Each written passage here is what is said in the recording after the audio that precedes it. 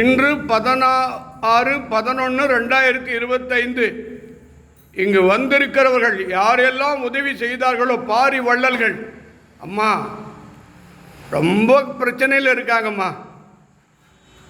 ஆன்மீகவாதிகளை ஏம்மா சோதிக்கிற?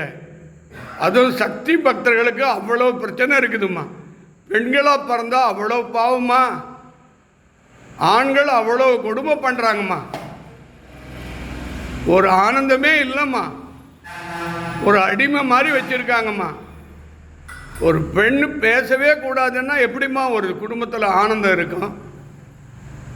அவள் சமைச்சு பிள்ளைகளை குழந்தைங்களை வளர்த்து ஆளாக்கி திருமணம் பண்ணி ஆனந்தமே கிடையாது. பெண் பிறக்கிறது பாவமா?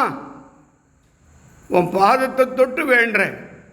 ஒவ்வொரு பெண்ணும் ஒரு பிரசவத்தில் நரக வலி அனுபவித்து மறுபிறவி எடுக்கிறார். அவளை ஏமா சோதிக்கிற? அவளை நல்ல ஆனந்தமாக வச்சிருக்க மாட்டேன்ற. நல்ல பிள்ளைகளை தானே பெற்றெடுக்கிறாங்க. ஏன் அந்த பிள்ளைகள் தப்பு பண்ணுறாங்க? அந்த பெண்களெல்லாம் திருத்துமா, ஒழுக்கமான நிலையில் கொண்டுமா.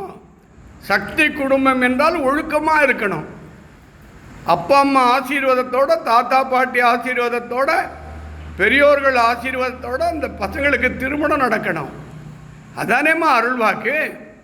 நல்லா படிக்கணும், நல்ல வேலைக்கு போகணும், நல்ல உத்தியோகம் கிடைக்கணும், நல்ல வீடு கட்டணும், கடன் தொல்லைகள்லாம் இல்லாத வாழணும், உடம்புல எந்த பிணி இல்லாத இருக்கணும். அதுதானேம்மா அருள்வாக்கு. இப்போது உனக்கு தீபார்த்தனை படைக்கிறேன். இப்போது உங்களுக்கு தீபார்த்தனை காட்டுவார். இப்பொழுது எல்லாரும் வணங்கிக்க. இப்போ தீபார்த்தனை காட்டுவார் பாருங்க. அம்மா துர்காதேவி, அம்மா அங்காள பரமேஸ்வரி, அதர்வண பத்ரகாளி அம்மா. இப்போ எல்லாரும் வணங்கிங்க.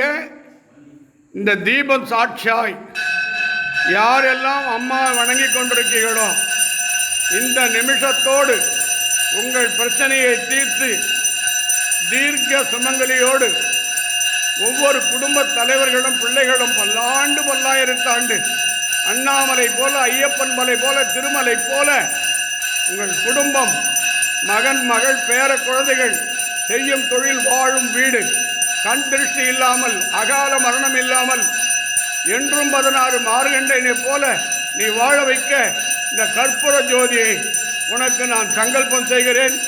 எல்லோரும் வணங்குங்கள். அம்மன் திருவருளை பெறுமாறு வேண்டி இந்த தீபார்த்தனை நிறைவு செய்கிறேன்.